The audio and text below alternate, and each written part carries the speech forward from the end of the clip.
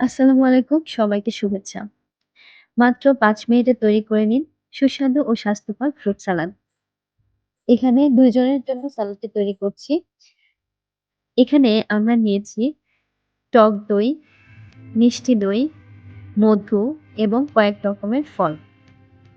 প্রথমে ফলগুলোকে ছোট টুকরো করে কেটে নিয়েছি এবং একটা মিক্সিং বোলে ফেটানো টক দই, মিষ্টি দই ২ চা চামচ, ১ চা চামচ মধু এড করে নিচ্ছি।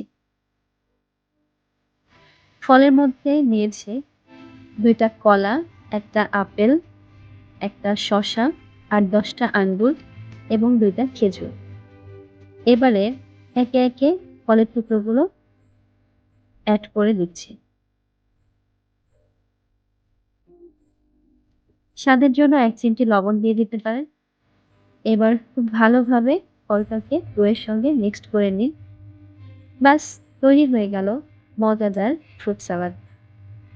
সারাদিন রোজা রেখে ইফতারিতে ভাজা পোড়া তেলযুক্ত খাবার না খেয়ে ট্রাই করতে পারেন এই স্বাস্থ্যকর রেসিপিটি। সবাইকে অনেক ধন্যবাদ। সুস্থ থাকবেন, ভালো থাকবেন।